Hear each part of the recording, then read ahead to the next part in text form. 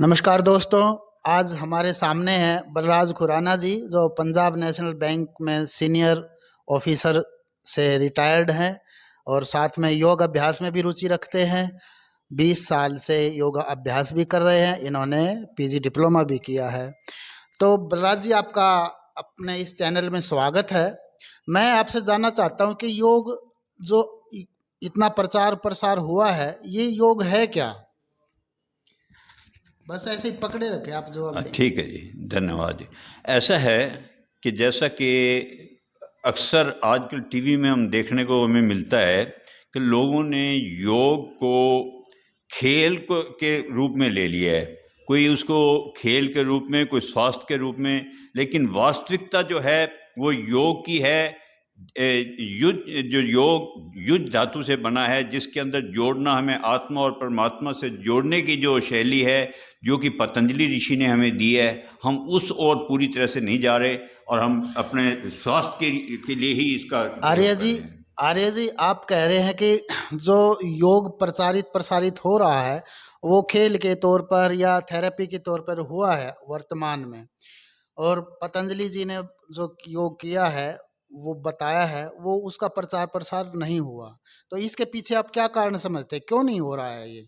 क्या पतंजलि पतंजलि जी ने जो योग बताया है, क्या उसमें कोई खामी है? नहीं, ऐसा नहीं है। ये एक स्वाभाविक है कि हर आदमी, वो जिस चीज़ में उनको जल्दी से जल्दी लाभ दिखाई देता है ना, वो उसके पीछे जल्दी भागते हैं। हमें अपना स्वास्थ्य के लिए हमें अधिक जल्दी दिखाई देता है कि हम इसमें इसका लाभ प्राप्त कर सकते हैं। और ध्यान योग के लिए जो परमात्मा से जुड़ने में वो जो कि सदियों जिसमें लग जाती हैं, उस ओर ना हम मेहनत करते हैं और ना हमारी रुचि बनती है। तो ये जो आपने योग बताया है, ये तो साधु सन्यासियों का काम है। फिर इसका इतना प्रचार प्रसार कैसे हुआ है? ऐसा है कि साधु सन्यासी कहाँ से आए हैं? वो भी हमारे में से ही बनते हैं ना। तो हम अगर मेहनत करेंगे तो हम भी साधु सन्यासी बनने चाहिए। जो हमारे वो आधुनिक योगाचार्य हैं, वो इस योग को पतंजलि जी ने जो बताया है, उस योग को प्रचारित प्रसारित क्यों नहीं करते हैं, क्यों नहीं बताते हैं?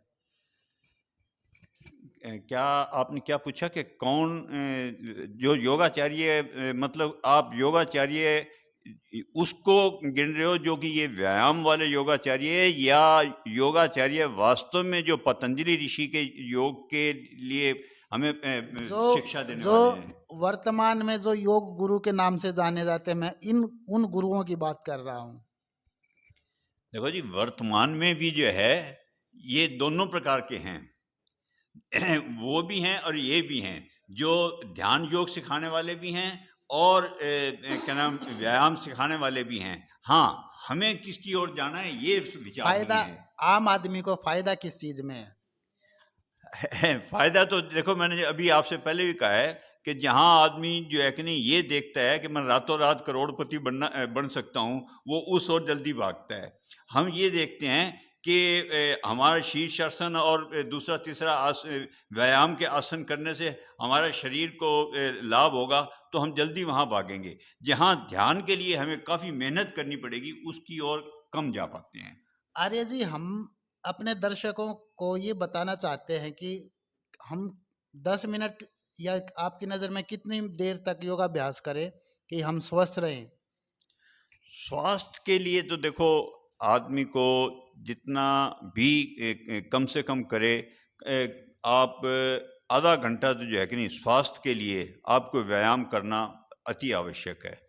आप 2-3 मिनट में थोड़ा सा वर्णन कर सकते हैं कि आधा घंटा उस अभ्यासी को, आम आदमी को क्या क्या करे, क्या करना चाहिए? स्वास्थ्य के लिए ना जी? जी जी। हाँ, ठीक है। तो स्वास्थ्य के लिए जो कुछ एक सारे शरीर ऐसे व्यायाम, ऐसे क्या नाम, आसन, जिसमें हम अपना सिर से लेकर के और एड़ी तक हम पूरे शरीर के हर अंग को घुमा फिरा सकें, उसके एक्शन मोबिलाइजेशन हो। ये जिसमें जितने भी आसन हैं, मैं डिटेल में बताऊंगा तो काफ़ी समय लगेगा। ऐसे 10-20 आसनों और उसके साथ ही आप प्राणायाम, प्राणों का के लिए प्राणायाम करना जो सबसे अधिक आवश्यक है। देखो, खाना आदमी 2 दिन नहीं भी खाता तो गुजारा चल सकता है, लेकिन श्वास जो है, प्राण जो हैं, वो 2 मिनट भी उसके बिना गुजारा नहीं हो सकता। तो इसलिए प्राणायाम और व्यायाम दोनों साथ के साथ ज़रूरी हैं। अरे जी, आप ये बताइए कि क्या योगासन और प्राणायाम इनके अलावा और क्या ख्याल रखना चाहिए ताकि हम स्वस्थ रहें? ऐसा है कि यम नियम जो हैं वो सबसे ज़रूरी हैं। यम नियमों का पालन करना हमारे लिए अपना जो हमारी दिनचर्या है वो स्वस्थ होनी चाहिए। इसके साथ ही हमारे जो भोजन खुराक है वो स्वस्थ होनी चाहिए। हाँ, हम अगर व्यायाम तो करते रहें और हम अपना भोजन जो है वो हमारा अगर प्रॉपर नहीं होगा तो हम उसका फ़ायदा उठाने के बजाय नुकसान भी उठा सकते हैं। अरे जी, आपका धन्यवाद जो आपने हमारे दर्शकों को इतनी अच्छी जानकारी दी, और इस चैनल में दर्शन योग एजुकेशन एंड रिसर्च में पधारने पर आपका बहुत बहुत धन्यवाद। धन्यवाद। नमस्ते जी।